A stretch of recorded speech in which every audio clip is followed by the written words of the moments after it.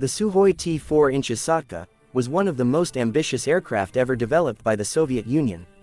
Conceived in the 1960s during the height of the Cold War, it was designed to be a high-speed, high-altitude strategic bomber capable of penetrating deep into enemy territory and escaping before any defense system could react. The T-4 was a response to the American XB-70 Valkyrie, and the Soviet leadership wanted to prove that their technology could match or even surpass that of the West. The design team at the Sukhoi Design Bureau, led by Pavel Sukhoi himself, faced an enormous challenge. They were tasked with building an aircraft that could fly at over 3 times the speed of sound, Mach 3, and reach altitudes above 24,000 meters.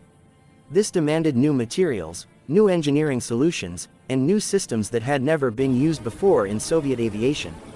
To handle the heat generated at such high speeds, the airframe was constructed primarily from titanium and stainless steel, with only a small portion made from aluminum. The result was an aircraft that looked more like a spacecraft than a bomber. The T-4 featured an incredibly advanced aerodynamic design for its time. Its long, needle-like nose could be lowered during takeoff and landing for better visibility, similar to the later Concorde and Tu-144 designs. The wings were small and thin, optimized for high-speed flight, while the massive twin-engine nacelles housed 2 powerful Kolsov RD-3641 turbojet engines. These engines were capable of propelling the aircraft to a top speed of nearly 3,200 km per hour.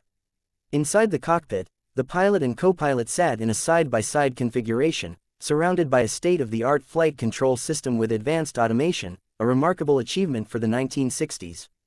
Test flights began in the early 1970s, and the results were stunning. The prototype reached speeds close to Mach 3 and demonstrated exceptional stability and control.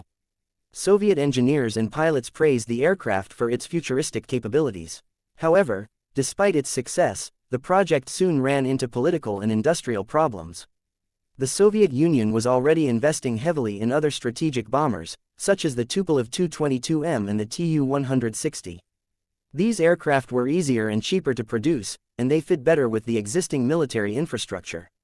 The cost and complexity of the T-4 made it difficult to justify continuing development.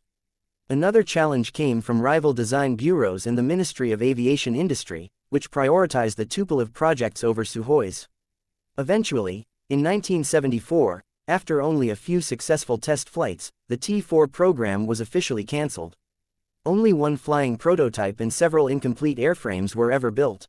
The completed prototype, Aircraft 101, was preserved and is now displayed at the Monino Air Force Museum near Moscow, where it remains one of the most impressive symbols of Soviet aerospace ambition. Even though it never entered production, the Sukhoi T-4 Sotka left a lasting legacy. Many of the technologies developed for it, including high-temperature materials, electronic control systems, and aerodynamic innovations, were later applied to future Soviet aircraft. Engineers learned valuable lessons about supersonic and high-altitude flight that influenced the design of advanced jets in later decades. The T-4 represented not just an aircraft, but a bold vision of what the Soviet Union believed was possible in aviation. Today, the Sukhoi T-4 Sotka stands as a testament to human ingenuity and ambition. It symbolizes a time when engineers dared to push the boundaries of speed, technology, and design, creating something far ahead of its era. Though it never flew in combat, the T-4 remains one of the most fascinating and mysterious aircraft ever built, a shining example of the Soviet quest for technological supremacy in the skies.